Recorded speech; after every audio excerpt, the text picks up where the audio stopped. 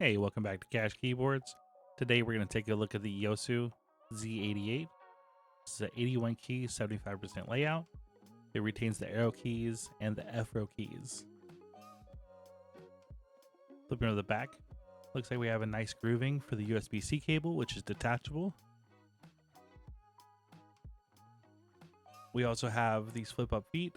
They are rubberized to reduce the movement around the desk, which is nice. Even with them down, there's also other rubberized pads, which is cool. Now, normally we don't show off much RGB on this channel, but this does come with some fun ones straight out of the box. So let's get this plugged in and go ahead and go through them. Take a look at them. The USB-C is a snug fit, but it is nice that there's not a recess, so you can use pretty much any kind of cable you want with this, which is a really cool touch. To adjust your RGB, you'll just hold the function key down and the page down button. If you click through the page down button, you'll cycle through all the pre-installed RGB.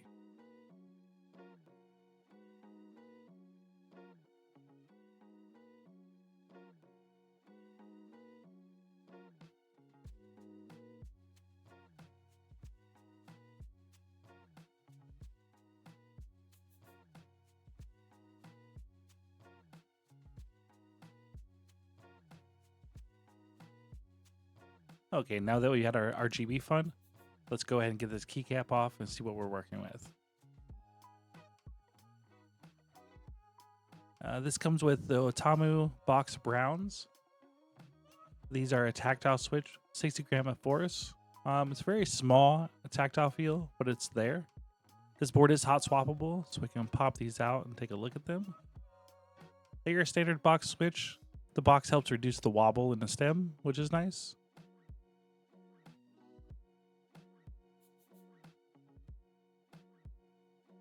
Yeah, taking a look at our PCB, we have north-facing RGB, and of course the hot swap sockets. These keycaps feel extremely plasticky. I know they're made of plastic, but they're really thin, and they provide a really sharp tone. But we're going to take these off and get started on making some adjustments to this keyboard. Okay, now that we got them all off, we can take a look at the top plate with all the switches. The plate is made of aluminum. It's really thin, but it is really nice looking. Checking the stabs, they are really loose. They're very, very wiggly. Here you can see they're wobbling within my fingers. So we're going to adjust that here in a little bit as well.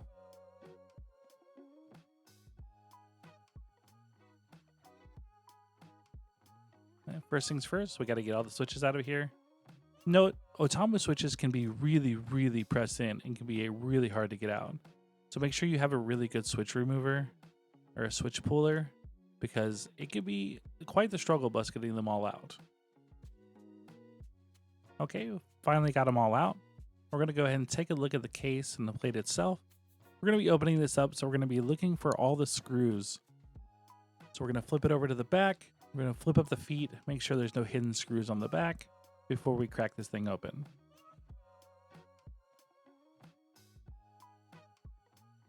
Okay, no screws on the back, so we'll focus the ones on the front.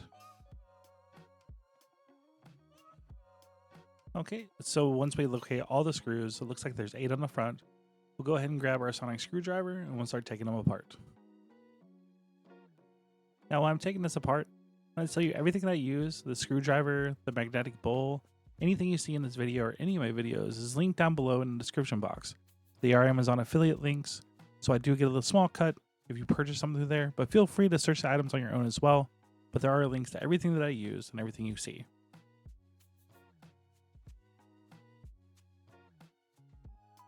Okay, all the screws are out. We're going to lift from the front and rotate it to the back.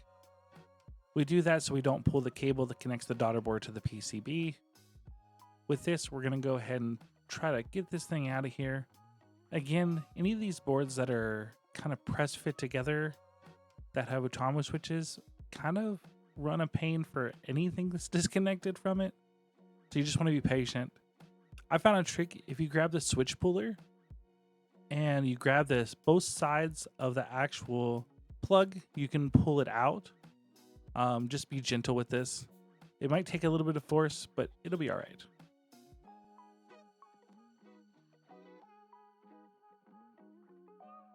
Okay. With some struggling, we finally got that off. We'll go ahead and take a look at it, make sure we didn't damage it, which looks fine. Now we have the plate, the board, and the case separated. Take the plate off the PCB, you'll go ahead and press these little plastic tabs on the top, and it'll come right off. Now that we have these separated, we're going to go ahead and take a look at them and then set them to the side real quick. Green PCB, check. One aluminum plate, check.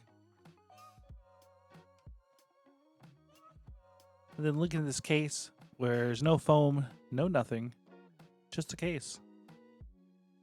So check. Okay, so it's now time to get these switches open. And here's where the struggle comes with the Outemu switches. Sometimes this works, sometimes it doesn't. The only opener I have that seems to work with Outemu's fairly well is this glorious opener, because it has two different sizes. So the Outemu's have long slits across the sides, and we'll line them up with the long slits of the opener, but we give it force, and it doesn't open. No matter how much I tried, I couldn't get these to open on a switch opener. I tried metal ones, aluminum ones, all kinds, so we had to revert to the old style. Grab a small flathead screwdriver, and starting on one side, slide over to the other side. If you pinch these between your fingers, you stop the housing from separating too far. So just insert, slide across, pry up, and voila, you have it open. This is the pain. It takes much longer, and I don't recommend it. But that's how you get them open to get them lubed. Okay, now that we have them all open and separated, we're going to go ahead and lube them. When lubing tactile switches, you want to lube both the posts on the sides, and then I lube the center. You want to avoid the contacts on the front because you'll lose the tactile feel. Remember, when you're lubing, you want it to be like a ninja. Be there, but don't let it be seen. So always use a small amount, and you'll be good to go. Outemu's I've had the love-hate with. Sometimes when I lube them, it makes a world of difference. Sometimes when I lube them, it doesn't really make much of a difference. But I always recommend doing it because it can always be better. It can never be worse with lube. Of course, counting that you don't over lube it. But the experience will always be at least a little bit better. So give it a shot. Tell me what you think. Let me know how it goes for you. And that brings us to our spring lubing. 15 drops in a bag, shake, shake, shake. You know the drill. And then a little tip on separating the springs if they are caught up or intertwined. What you want to do is you'll grab them and you'll just spin them and rotate them in opposite directions, and it helps separate them. Okay, going back to the case, we're going to put 2mm EVA foam in this. I like EVA foam. It's inexpensive. It's really easy to work with.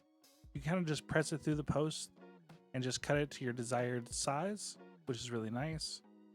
And it gives the keyboard a nice sound.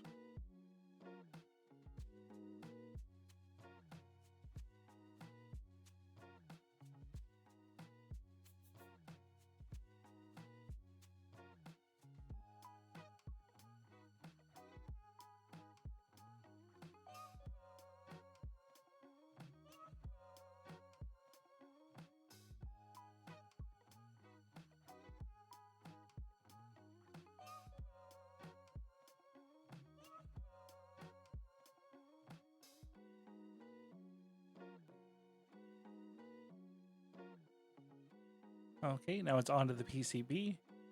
You know the drill here. We're going to go ahead and do the tape mod to the back of this PCB. If you're wondering which one's the back, you can always find it out by the which one pokes you. That's the easiest way to find out. But other than that, this is just masking tape on the back of the PCB. We're going to do 2 layers of this, and then we'll trim the sides.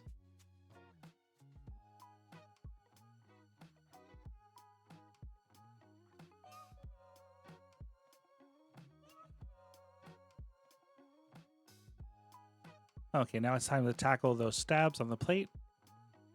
What we're going to do is called the Band-Aid mod. It's where you're going to take the stabs out. You'll take strips of Band-Aid, like little slices or cuts, and then you're going to place them in the mounting position where the stabs go. This will reduce the wobble and the rattle of the stabs. High in sight, I wish I would have done thicker Band-Aids or a thicker tape perhaps, because these stabs were so loose that one layer of Band-Aid actually didn't work. Also, these stabs were dry to the bone, so we're going to use dielectric grease to go ahead and lube them, because without that lube, it's still going to sound like butt cheeks. Okay, we have our Band-Aid, we have our scissors, and we're just going to cut small strips to place them right at the top of the mounting holes for the stabilizers. We're going to do that for all of them. So let's get to cutting strips and placing Band-Aids on our plate.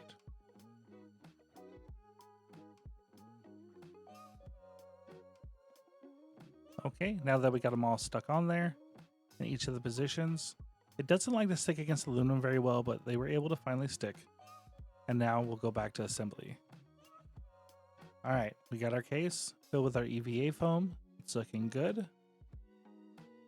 We'll go ahead and grab our PCB. Make sure you plug this back in. As I've said before, I always forget to do this. I think this is the first one I didn't forget to do in a long time, which was really nice. This is a pain if you have a big chungus hands like I do, but just keep at it, keep it slow, figure out a nice position to plug it in, rotate it around if you need to, just don't put additional strain on the cables and you'll be good to go.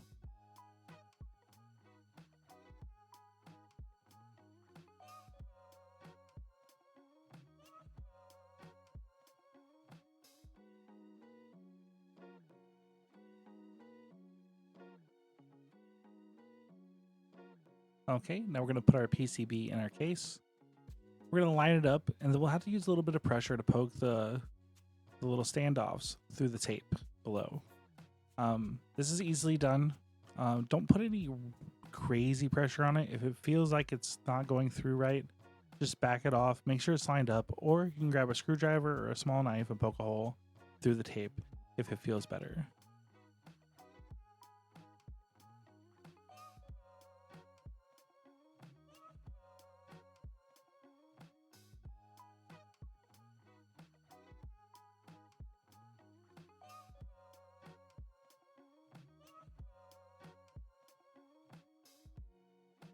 Okay, and then we'll go ahead and grab our top plate. We'll press that on as well. Be careful with this. The tolerances are very thin on this, and also since it's so thin, it's also a flimsy plate, and you don't want to bend it too bad. So just make sure everything's lined up, and then press it on, and you'll be good to go.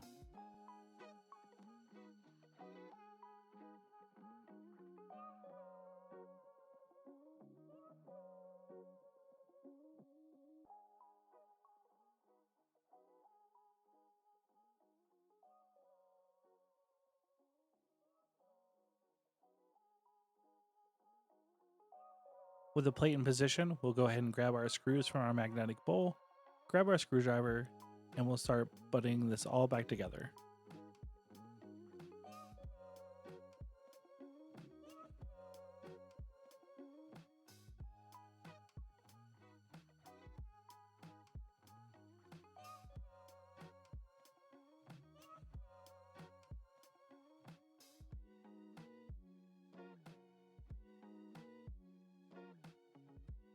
All right, now everything's screwed in, we'll go ahead and inspect it. Make sure it all looks like it lines up and the tolerances are good. Okay, now we got our switches back in. Time to get our keycaps on. The keycaps of choice I had for this, I had these retro style XDA profile PBT keycaps laying around. It's a set of 145, and I knew specifically that they would work well with this build because of the need for the shift key. The shift key on this keyboard is a 1.5U, which is hard to find in regular standard keycap sets. So I know this set had a shift key that was 1.5U and had novelty keys that were 1.5U as well. So I would have my choice of keys to put there.